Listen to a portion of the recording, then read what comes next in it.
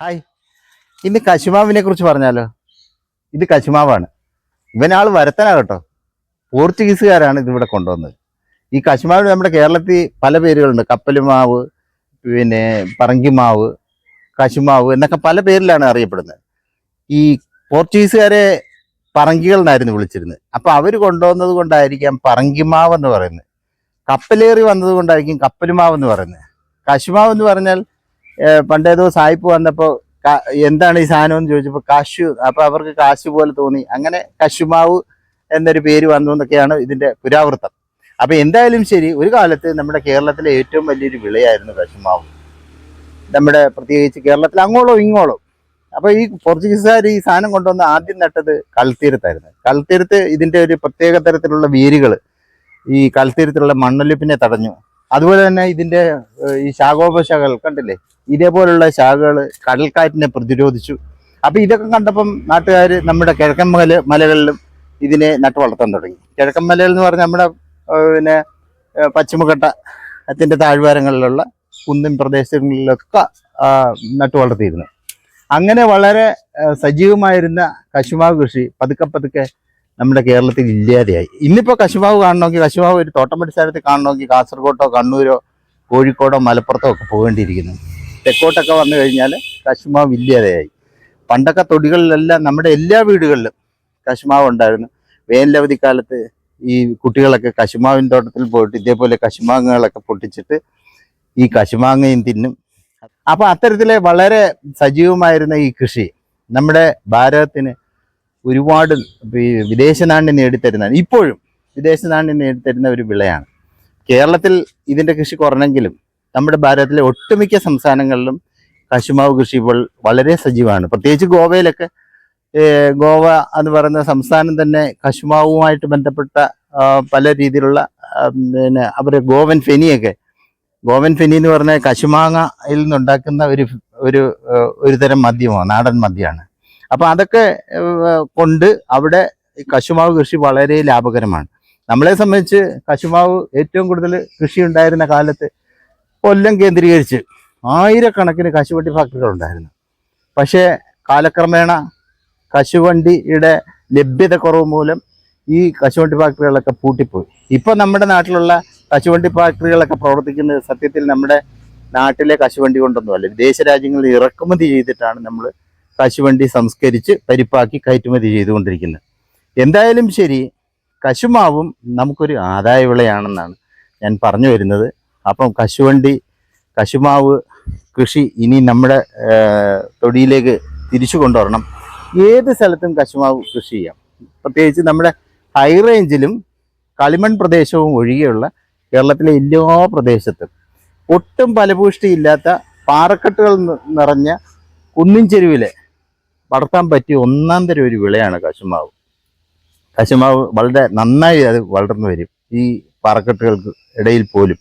അതേപോലെ മണൽ പ്രദേശങ്ങളിൽ, ഞാൻ തുടക്കത്തിൽ പറഞ്ഞ നമ്മുടെ കൽത്തീരത്തായിരുന്നു ഇത് ആദ്യം കേരളത്തിൽ നട്ടു വളർത്തിയെന്ന് പറയുന്നത്.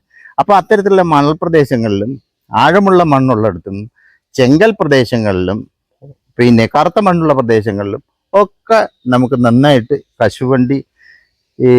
കൃഷി, കശുമാങ്ങയുടെ കൃഷി, കശുമാവിൻ്റെ കൃഷി നമുക്ക് നടത്താൻ കഴിയും.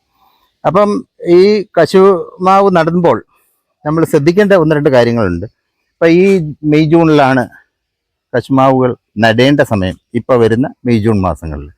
അപ്പം മെയ് ജൂൺ മാസങ്ങളിൽ നല്ല വെളിച്ചം കിട്ടുന്ന സ്ഥലം, ഇപ്പോൾ തോട്ടമടിസ്ഥാനത്തിലാണെങ്കിൽ നല്ല വെയിൽ കിട്ടുന്ന സ്ഥലം ആഴത്തിൽ കിളച്ചൊരുക്കി നമ്മളുടെ ആ മണ്ണിൻ്റെ പുളി കുറയ്ക്കാൻ വേണ്ടി, അമ്ലത കുറയ്ക്കാൻ വേണ്ടി കുമ്മായ വസ്തുക്കൾ ചേർത്ത് മിക്സ് ചെയ്ത് ഇപ്പോൾ മൊത്തത്തിൽ ഒന്ന് ഒഴിവാക്കിയിട്ടതിന് ശേഷം നമുക്ക് ഒരു ഏപ്രിൽ മാസത്തോടുകൂടി അല്ല മെയ് മാസത്തോടുകൂടി കുഴികളെടുക്കാം.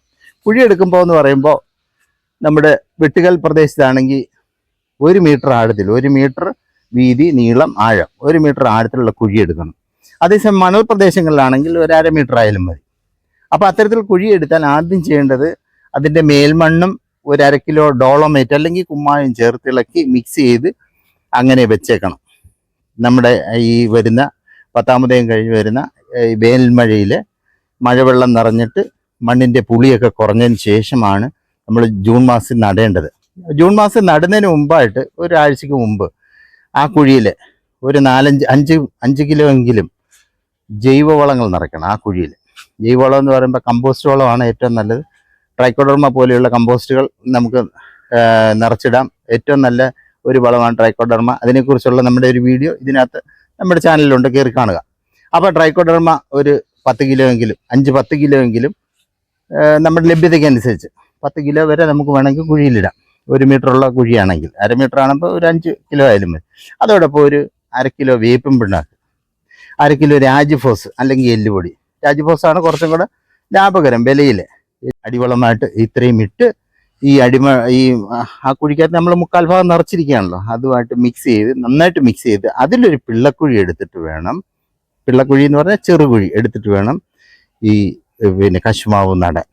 അപ്പോൾ കശുമാവ് നടുമ്പോൾ പ്രത്യേക ഒരു കാര്യം ശ്രദ്ധിക്കണം. ഈ കശുമാവിൻ്റെ ഗ്രാഫ്റ്റ് തൈകളാണ് നടേണ്ടത്. നല്ല ഒരുപാട് മേൽത്തരം നമ്മുടെ കശുമാവിൻ്റെ തൈകൾ വാങ്ങിക്കാൻ കിട്ടും.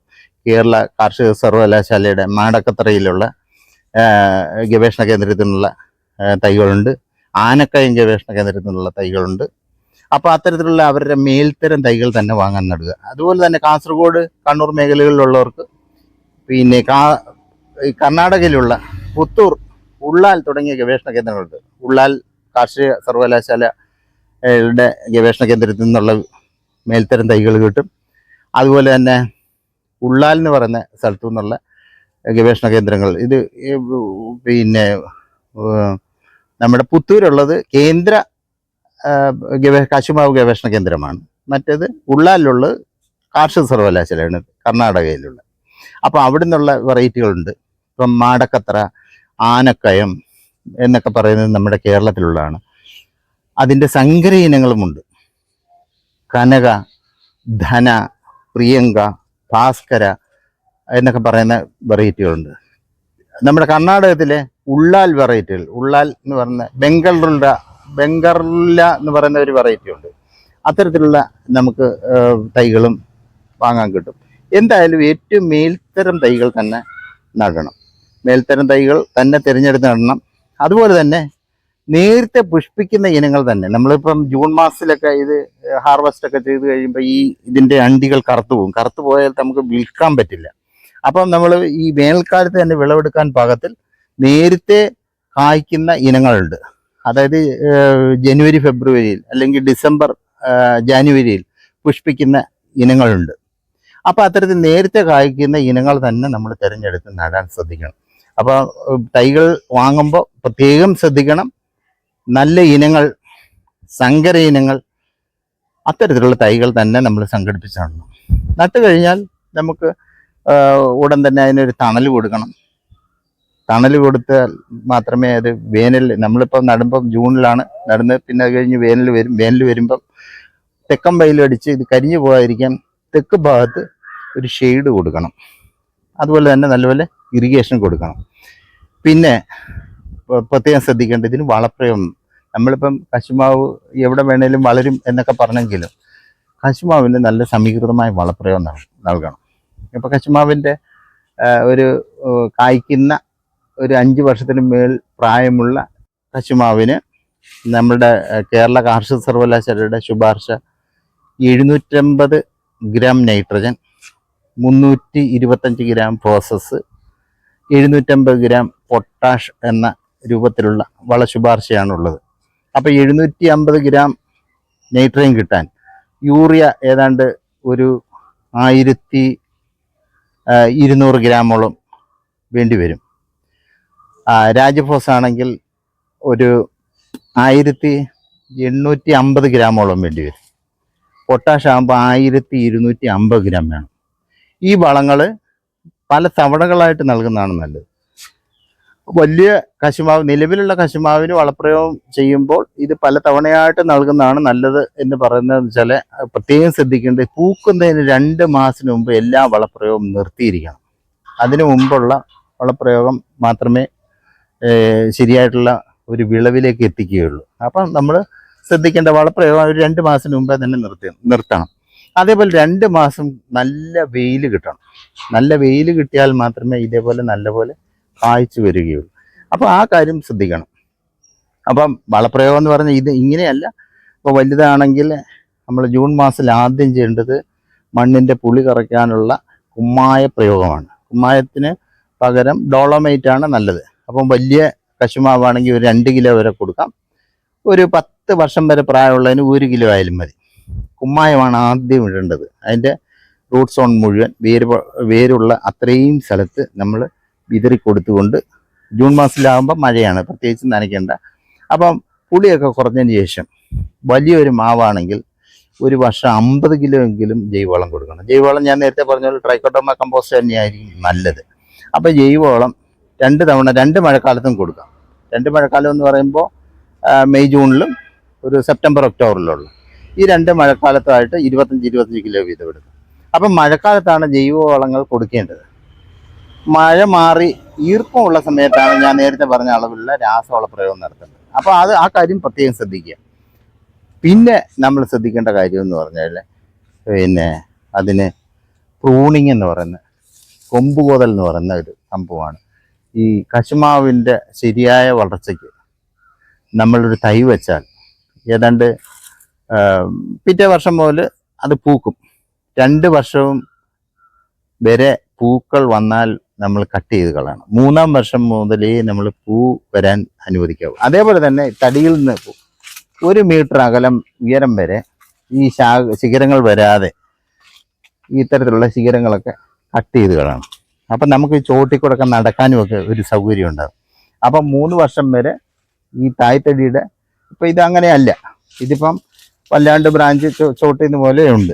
അപ്പം ഇങ്ങനെയല്ല നമ്മൾ ശരിയായിട്ടുള്ള ശാസ്ത്രീയമായിട്ടുള്ള ഒരു കശുമാവിൻ്റെ വളർത്തൽ എന്ന് പറഞ്ഞാൽ ചുവട്ടിൽ നിന്ന് 1 മീറ്റർ ഉയരം വരെ യാതൊരു ശിഖരങ്ങളും വരാത്ത രീതിയിൽ പ്രൂൺ ചെയ്ത് കളയണം. അതുപോലെ അനാവശ്യമായിട്ടുള്ള ഉണങ്ങിയ കമ്പുകളൊക്കെ ഉണ്ടെങ്കിൽ കോതണം.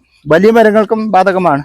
രോഗം ബാധിച്ചതും പിന്നെ ഒരിക്കലും കായ്ക്കാത്ത ശിഖരങ്ങളൊക്കെ ഉണ്ടല്ലോ, അത്തരം ശിഖരങ്ങളൊക്കെ കൃത്യമായിട്ട് നമ്മൾ ഈ ഒരു ഏപ്രിൽ മെയ് മാസത്തിൽ നമ്മൾ മുറിച്ച് കളയണം. കൊമ്പുകോതൽ എന്ന് പറയും, പ്രൂണിങ് എന്ന് പറയും. വളരെ ഫലപ്രദമായിട്ട് ആദായകരമായിട്ട് വിളവ് തരണമെങ്കിൽ പ്രൂണിങ് മസ്റ്റാണ്. പ്രൂണിങ് ഒഴിവാക്കരുത്, കൊമ്പുകോതൽ ഒഴിവാക്കരുത്. അതേപോലെ തന്നെ കളകൾ, ഈ ചുവട്ടിൽ കളകൾ ഉണ്ടാവാതിരിക്കാൻ നമ്മൾ പ്രത്യേകം ശ്രദ്ധിക്കണം. കാരണം വെച്ചാൽ ഈ നമ്മൾ കൊടുക്കുന്ന വളങ്ങളെ കളകൾ വലിച്ചെടുക്കും. അത് മാത്രമല്ല കാര്യം, നമുക്ക് ഈ പിന്നെ ഹാർവസ്റ്റൊക്കെ ആകുമ്പോൾ ഇതിൻ്റെ നട്ട്സൊക്കെ താഴെ വീണാൽ നമുക്ക് പെറുക്കിയെടുക്കാനൊക്കെ സൗകര്യം. അപ്പം നല്ല വൃത്തിയായിട്ട് എപ്പോഴും തോട്ടം വൃത്തിയായിട്ടിരിക്കാൻ വേണ്ടി കളകൾ എപ്പോഴും നമ്മൾ നീക്കിക്കൊണ്ടിരിക്കണം. കളകൾ വളരാൻ അനുവദിക്കരുത്. അപ്പം വലിയ തോട്ടം ആണെങ്കിൽ നമുക്ക് വീഡ് കട്ടർ ഉപയോഗിച്ച് കളകൾ നീക്കുന്നതാണ് നല്ലത്. കളനാശിനികൾ പരമാവധി ഒഴിവാക്കുന്നതാണ് നല്ലത്. വലിയ കാടുണ്ടെങ്കിൽ മാത്രമേ കളനാശിനികൾ, അത് ഒരു കൃഷി വിദഗ്ധൻ്റെ നിർദ്ദേശപ്രകാരമുള്ള കൃത്യമായ കളനാശിനികൾ, ആപ്റ്റായിട്ടുള്ള കളനാശിനികൾ മാത്രം പ്രയോഗിക്കാം.